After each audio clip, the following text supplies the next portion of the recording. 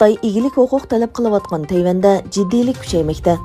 ياپونىيەنىڭ سابىق باش مىنىستىرى شىنزو ئابى ئەگەر خىتاي تەيۋەنگە ھۇجۇم قىلسا، ياپونىيە ۋە ئامېرىكا بۇنىڭغا قاراپ تۇرالمايدۇ dedi. شىنزو ئابى تەيۋەن ئاقىللار ئامبىرى دۆلەتلىك سىياسەت تەتقىقات ئورنى تەرىپىدىن ئۇيۇشتۇرۇلغان يىغىنغا سىن شەكلىدە قاتنىشىپ، سۆز قىلغاندا سىنكاكو، ساكىشىما ۋە يوناگونى ئارىلىنىڭ تەيۋەن بىلەن بولغان ئارىلىقى ئاران 100 كىلومېتر كېلىدۇ. تەيۋەنگە قىلىنغان قوراللىق ھۇجۇم ياپونىيە ئۈچۈنمۇ بىر تەھدىت dedi. Amerika Hava Armiyasının katibi Frank Kendall, Amerika və Xitayning ovoz suratidan tez qurol-yaroq tadqiq qilib yasashda raqobatlashayotganligini, lekin Amerika armiyasining Beijingni qo'rqitadigan qurollarni taraqqiy qildirishga yetarli kuch chiqarmayotganligini bildirdi. Ukrayna Tashqi ishlar ministri Dmitro Kuleba Shimoliy Atlantik ahdi tashkiloti davlatlarining Ukrayna bilan bo'lgan hamkorlikni kuchaytirib, Rossiyaga qaratgan iqtisodiy jazoni o'z ichiga olgan oldin olish plani tayyorlashni talab qildi. Kuleba Latviyaning poytaxti Rigada o'tkazilgan Shimoliy Atlantik ahdi tashkiloti tashqi ishlar ministrlari yig'inining Rossiya to'g'risidagi yig'inida 30 ittifoqdosh davlatning ministrlari bilan ko'rishdi.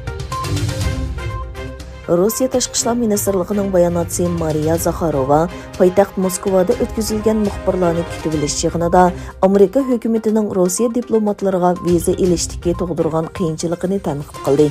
Zakharova bu masaladagi qiyinchiliklar tufayli qarshi tadbir qo'llanishni qaror qilganligini bayon qilib mundaq dedi.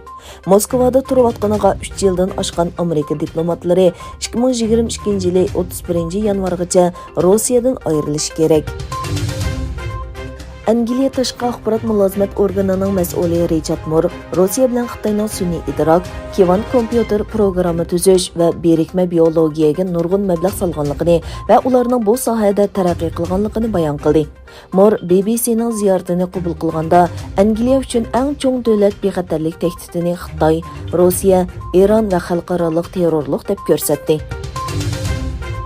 Angliyada 10 milliarddan ortiq kishining surati bor sonliq ma'lumot ombirining borligi oshkorlangan Avstraliya yumshoq detal shirkatiga shaxsiy sonliq ma'lumotga xiloflik qilganligi uchun 17 million fond sterling jarimani qo'yildi.